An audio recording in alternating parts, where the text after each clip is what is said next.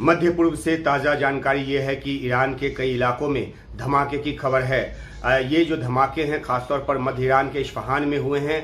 कई ऐसे ठिकाने हैं जहां पर ये धमाके हुए हैं और अमेरिकी जो मीडिया है वो अमेरिकी अधिकारियों के हवाले से रिपोर्ट कर रहा है कि ये जो धमाके हैं वो इजराइल की तरफ से दागे गए मिसाइल की वजह से हुए हैं। यानी कि सीधे तौर पर यह कहा जा रहा है कि इजराइल ने ईरान पर मिसाइलों से हमला किया है और उसके कई ठिकानों को निशाना बनाया है।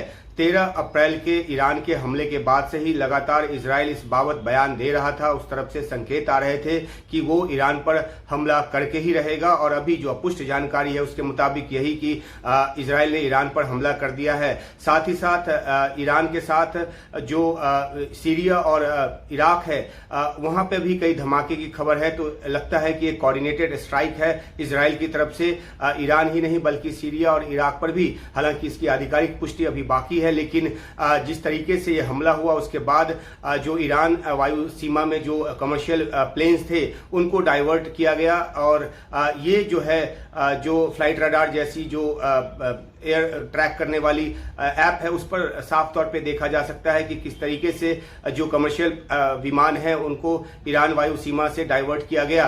तो ये जो हमला है वो इजराइल की तरफ से हुआ। इसकी आधिकारिक पुष्टि अभी नहीं हुई, लेकिन तमाम रिपोर्ट्स इस बात की हैं। ईरानी मीडिया भी रिपोर्ट कर रहा है कि हमला जो है धमाके जो हैं वो हुए हैं, लेकिन इस पर अभी पूरी जानकारी नहीं दी गई है। दूसरी तरफ कच्चे तेल की कीमत जो है इस धमाके की खबर के बाद 4% बढ़ गई है। तो जाहिर सी बात है कि जो इजराइल जिस तरीके से चेतावनी दे रहा था कि वो हमले करेगा, उस हमले की दिशा में वो आगे बढ़ा है। जो अब तक रिपोर्ट आई है उसके मुताबिक 1 अप्रैल को दमिश्क में जो सीरिया की राजधानी है वहां ईरानी कॉन्सुलेट पर जो हमला हुआ था उसमें ईरान के जो टॉप कमांडर हैं वो मारे गए थे और उसके बाद से जो है ईरान ने इजराइल पर हमले की बात की थी और 12 दिन बाद 13 अप्रैल को उसने हमला किया था और उसके बाद इजराइल की तरफ से एक चेन रिएक्शन के तौर पे ये बात कही जा रही थी कि वो हमले करेगा। तो ये अगर हमले की पुष्टि हो जाती है तो जाहिर सी बात है कि इजराइल ने अपनी तरफ से हमला कर दिया है, लेकिन इस हमले से जुड़ी हुई जो ज्यादा जानकारी है, जो ज्यादा ब्यौरा है वो अभी उपलब्ध नहीं है। जैसे वो जानकारी मिलती है हम आपके पास लेकर हाजिर होंगे। बने रहिए हमारे साथ।